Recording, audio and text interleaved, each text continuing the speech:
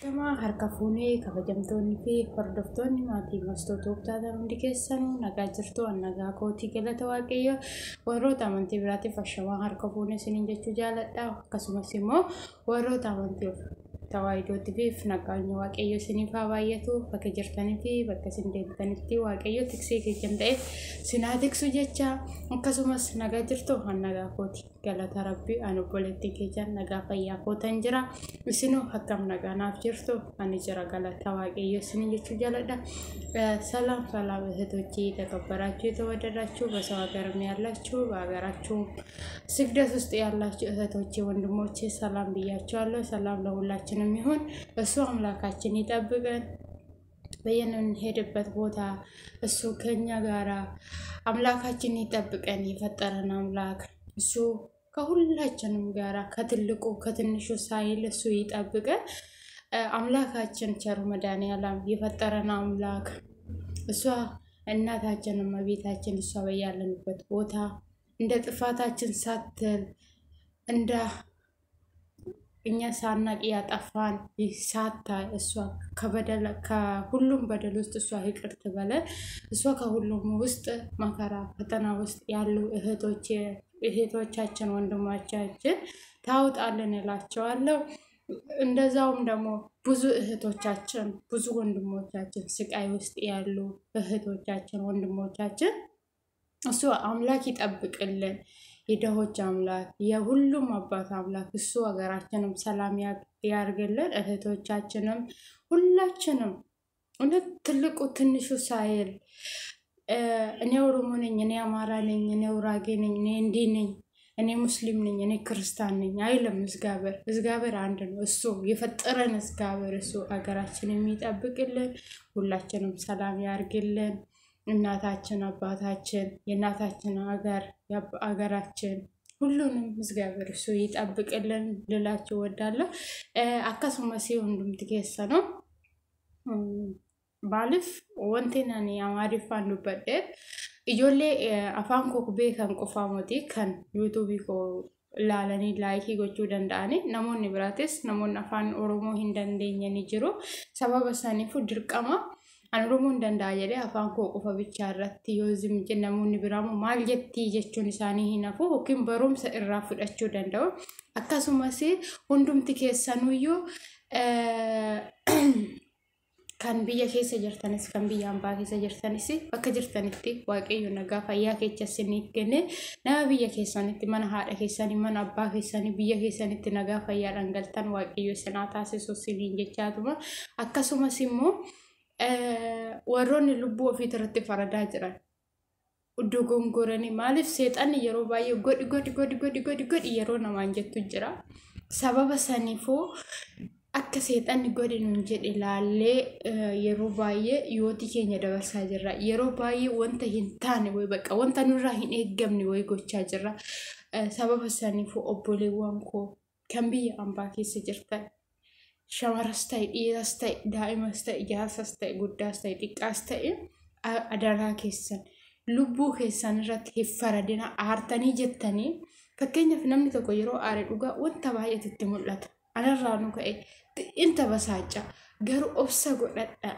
maaliif wanta aartasan jedhaatu fakkeenyaaf anama wanta tokko yoon aare baay'een aaraa mataa kootiin anumti mataa kootiin baay'ee bisxitti nama jedhu wayiti garuu motigistii godhadhee baay'ee yeroo baay'ee tigistiin qaba oduma akkuma aaru sanitti tigistiin qaba bakka osoo fakkeenyaaf namni tokko wanni tokko naan jechuu baate osoo namni tokko na tuquu baate hin jedha bakka maaliif naman tuqu an akka kootitti namni waan naan jedhu beekuma naman tuqu yaa rabbi jedhee lafaa ka'ee naman tuqu garuu namni leedu akkuma koosan ta'ee hin jedha yeroo baay'ee garuu namni na tuqe hin dubbadhu namatti nan aara sababa saniifuu isinis immoo namni yizee ammaa beektu wantoota baay'eedha wantoonni sin aarsan hojjettanii yoo bakka wanta way gochuu baadda jaltanii uffatti tabasaachaa anillee tabasaachaa jira obboleettiin keessan isinis tabasaachaa jirtu obsa godhadha fakkeenyaaf maatii isinii dawwalanii jecha way bakka jecha gaddisiisaa wayii yoo isiniin jedhan dursitanii lubbuu keenya dabarsuuf kaatina lubbuun keenya nafsee waaqi maaliif woo baale lamata hin deebitu yoo jiraatte garuu hojjettee kan kaleessa sanirra dabartee kaleessa kuftee yoo jiraatte har'a dhugaa sitti maa hin kaata. Kaleessa dhukkubsattee yoo jiraatte boruu ni fayyita. Kaleessa karaa irratti haftee yoo jiraatte har'a ni kaata. Sababa saniifuu obboleewwan koo adaraa keessan lubbuu keessanitti faradina. Dhiifama waliin jechuudha. Adaraa keessan lubbuu keessanitti faradina. Lubbuun baatu hin deebitu. Gonkumayyuu dhugaa Rabbii. Maaliif lubbuun namaa yeroo baate bafusum hin deebitu. Maaliif hin deebine seetan kaa? Wanti amma fakkeenyaaf bishaanoo yaa'e lamsaale jaarkaan keessa bishaan kunoo ganname jaarkaan isaatti hin deebistu Allah hin deebistu ganaa takka jettee laga deemtee waraabda malee. Sababa saniifuu lubbuun keessan yoo baate hin deebitu. Lubbuu keessanitti faradina obboleewwan koo. Waan hin taane yoo sammuu keessanitti illee dhufe yoo amantii ortodoksii taate tsalooti godhi. Maaliif waan guddaallee hojjechuu dadhabde Isma'aan Wolof Qudus jedhaatoo maqaa waaqayyoo yaama seexanni sin afoo utaaltee wanta baay'ee sin gootu sinirraa bada. Musliimallee yoo taate akka amantii keetitti salphannoo godhi beekaa. Sa'aatii sanitti amantii keessan dafiitoo yaama. Dhugaa wanni aartanis wanni yaaddanis sin harka mul'ichi jedhee bada jechuudha. Maaliif aarii yeroo sassaamuu keessan keessa seenee wantoota hin taane si yaachisu daqiiqa fiichatti illim sinirraa garuu sini akkuma nama fakkeenyaaf buna mooyyetti naqee yeroo tumu san jechuma san qabatanii yoo tumtani dhugaa ittuu waan hin taane irra geechuu tokkoffaa fooq irraa kufuuf deemtu isa lammataa shutaa ofitti goota argaa jirtu amma micayyoo lubbuu ishii dabarsee sanillee jechuudha. Wanta akkasii hin godhina obboleewwan koo. Lubbuun hoo baatee lammata gonkumaa hin deebitu. Maaliif? Bifusoo lubbuun keenya baatu hin deebitu. Siniin jechuu jaaladhaa. Dhiifama waliin yoon balleessee jiraadhe obboleewwan koo an akka yaada akka mastuutti haasa'e malee akka nama biraatti haasa'an jiru yoon balleessee jiraadhe dhiifama naa godhaa. Ijaa qalbiirra naan bisa. Lubbuu keessatti gonkumaayyuu hin faradina. Nafseen keenya baatu hin deebitu. Yoo jiraanne garuu hojjenne ni milkoofna. Maaliif akkuma kaleessa biyya keetti hojjedheen jijjiirama hojjedheen milkaa hojjedheen biyya koo jijjiira haadha koo abbaa koo jettanii biyyaa baatasa akkasumatti yoon jiraadhe nan milkaa yoon du'e hin milkaa bakka. Maaliif du'atti faradina qoricha dhuguutti hin kaatina. Lubbuu keessan lamsaale buuphaa jechuudha. Haga dhattee ataddaan cabsitee yookaan yoo xabbafachuu barbaade yoo affeellachuu barbaade yoo affeeluu barbaade bishaan keessa suuta jettee goota akka isheen hin cabneef yoo xabbafachuus barbaade haga dhattee yookiin mal'ee yookiin jistii keessatti gootutti kuftee cabdi. Agasitti kamaal goota suuta jettee qabattee deemte. Lubbuu teechalillee akkasitti ilaalaa obboleewwan kun. Lubbuun teenya baatu hin deebitu gonkumayyuu. Haga jirtu sanoo obsa godhadhaa. Odoon aariin dura lama sadi irra deebi'aa ta'u anamma yoon aaree maalan godha yoon immoo gadde maalan godha jettanii dursitanii morma kana namatti uumuun karanas laaluufi osoo akkuma fillafiitti keenya bicha akka namatti ama kaameraa kana laalaa jiru kanatti osoo laale karanas arguun danda'u garuu immoo waaqayyo hoo karanattis natti uume jedhe.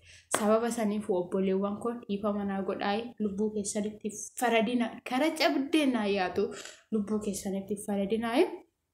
Siniin jechuu jaaladhaa. Yoon balleessee jiraadhe dhiifama naa godhaa. Ijaa qalbiirra naa hambisaa. Obboleewwan koo kan shamaraa kan dhiiraa kan biyya ambaa keessa jirtan kan biyya keessa jirtan yaada kootirratti dogongora yoon qabaadhe dhiifama naa godhaa. Siniin jechuu jaaladhaa. እንደዛው ሁላችሁም እኔ ያልኩት እስካሁን ያወራሁት ሁሉ ለምን ማይገባችሁ ወይም በኦሮምኛ ማይገባችሁ ልጆች ካለ ከይቅርታ ጋራ በህይወታችሁ አትፍረዱ። ህይወታችን ከወጣች አትመለስም። ለምን አንድ ሰው ከሞተ በፍጹም አይመለስም። ለምን ሰው አሁን ለምሳሌ አንዱ እንቁላል ይዘን ያቺ እንቁላል መሬት ላይ ከወደቀች ትሰበራለች፣ ይፈሳል እንጂ ለምግብ አይሆንም። ስለዛ ነፍሳችንም እንደዛ ናት። ከወጣች ሁለተኛ አይመለስም። አሁን አንድ ውሃ መሬት ላይ ካፈሰስ ይሄ ውሃ ከጃርካን ውስጥ ፈሰሰ።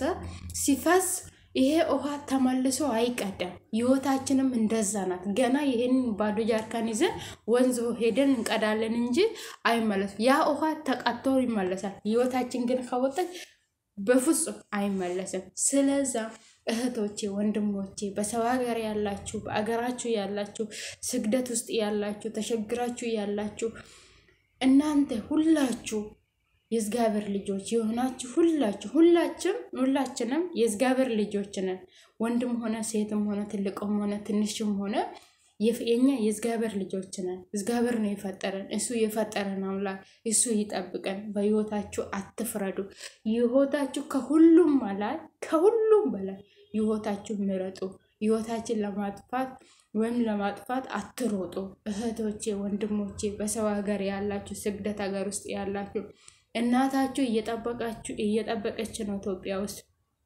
አባታችሁ ልጃችሁ ወንድማቻችሁ አገራቻችሁ እናንተን እየጠበቁ ነው ስለዚህ ህይወታችሁን አታሳልፉ ህይወት ከወጣች አትመለስም ስለዚህ እኔ መላችሁ እህት እናንተ እህት እቺን ብቻ ለማውራት ነው እንጂ ሌላ ነገር ማወራ ነገር ስላሌለ ህይወታችን ለማጥፋት አንሮጥ ህይወት ከወጣች በፍጹም አትመለስ ካሁን ታውቃላችሁ አሁን እኔ አንድ ሰው ሀብት ብኖር እኔ ለምሳሌ ሀብት ብኖረኝ መኪና አለኝ ቤት አለኝ ስንት ነገር አለኝ ግን ከሞትኩ ጥቅም የለውም ለኔ ወይም ልጆች ካሉኝ ልጆቼ ይበላሉ ቤተሰቦች ካሉኝ ቤተሰቦቼ ይበላሉ ግን እኔ ልጅ የለኝ ቤተሰብ የለኝ እግዚአብሔር አልሻ ይበለኝ እንጂ ለማን ነው የሚቀረው ይሄ ንብረት ወይም ሜዳ ላይ ይጣላል ወይም እንደዛው ቆሞ ይቀራል ወይም ባዳ ነው የሚወስደው ስለዚህ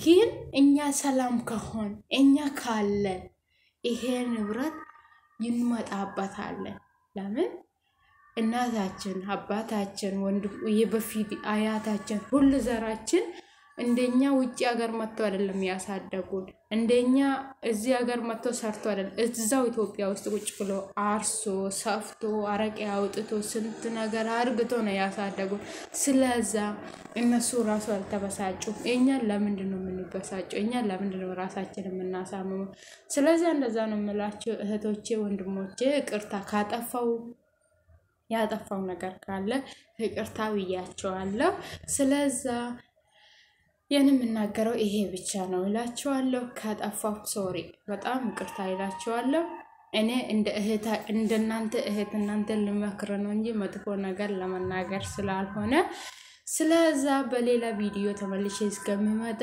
ይቅርታ አድርጉልኝ ያጠፋው ነገርም ካለ ላይክ አድርጉ ሼር አድርጉ ላይክ ደግሞ ገንዘብ አይከፈልበትም ለምን እናንተ ሼር ካረጋችሁ ብዙ ልጆች ጭንቅ ውስጥ ያሉ ልጆች ይሄንን ቪዲዮ ሰምቶ ከጭንቅ ውስጥ መውጣት ይችላሉ ደግሞ በቃ ሁሉ ነገር የጠፋባቸው ልጆች ካሉ ይሄንን ቪዲዮ ሰምቶ ያ የጠፋባቸው ነገር ይመለስላቸዋል አይታወቅም ስለዚህ ይቅርታ አድርጉልኝና ላይክ ሼር አድርጉ ይሄንን ቪዲዮ ስለዚህ መልካም ቆይታ በጣም ወዳችኋለሁ በጣም አከብራችኋለሁ በሌላ ቪዲዮ ተመልሼ እስከምመጣ መልካም ቆይታ ይሁንላችሁላችኋለሁ akkasumas hagam video biraatiin deebi'ee dhufutti turtii gaarii baay'ee sin jaaladha baay'ee sin kabaja laayikii tuquun irraa fatina isiniin jedha